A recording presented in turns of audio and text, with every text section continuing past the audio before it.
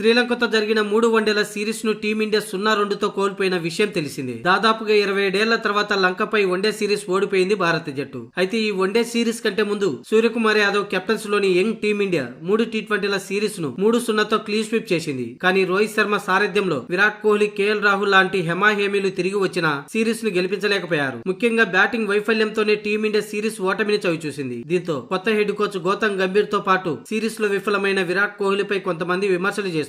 కానీ పటిష్టమైన టీమిండియాపై శ్రీలంక ఈ రేంజ్ లో తిరగబడేందుకు కేవలం మన జట్టు ఫెయిల్యూర్ మాత్రమే కాదు, లంకను నడిపించిన ఆ శక్తి ఏంటో కూడా తెలుసుకోవాలి. ఈ వన్డే సిరీస్ లో శ్రీలంక ఇంత బాగా ఆడిందంటే అందులో చాలా వరకు క్రెడిట్ ఆ జట్టు హెడ్ కోచ్ సనత్ జయసూర్యకి ఇవ్వాల్సిందే. శ్రీలంకను ఒక ఫోర్స్ లా వెనక నుంచి నడిపించింది సనత్ జయసూర్యనే. ఈ వన్డే సిరీస్ కంటే ముందు టీమిండియాతోనే జరిగిన టీ20 సిరీస్ లోను లంకకు జయసూర్యని హెడ్ కోచ్ గా ఉన్నాడు. అదే తన తొలి సిరీస్ కావడంతో అప్పటికి పూర్తి స్థాయిలో కుదురుకోలేదు. వన్డే సిరీస్ కు వచ్చేటప్పటికి జయసూర్య టీం ను పూర్తిగా రీడ్ చేశాడు. జట్టు బలాబలాలపై పట్టు పెట్టుకొని టీమిండియాపై సరిగ్గా ప్రయోగించాడు. పిచ్చి కండిషన్స్ ను ఉపయోగించుకుంటూ స్పిన్ బౌలర్లను పెంచి మంచి రిజల్ట్ రాబట్టాడు. పైగా ఆటగాడిగా అంతర్జాతీయ క్రికెట్ లో జయసూర్యకు ఎంతో అనుభవం ఉంది. ఒక ఆల్రౌండర్ గా జయసూర్యకు కొలంబోలోని ప్రేమదాస్ పిచ్ పై మంచి అవగాహన ఉంది. తన ఎక్స్పీరియన్స్ ను మొత్తం ఉపయోగించి టీంలోని ప్రతి ప్లేయర్ ను అద్భుతంగా వాడుకున్నాడు. అందుకే పటిష్టమైన టీమిండియాపై సిరీస్ విజయం సాధించగలిగాడు.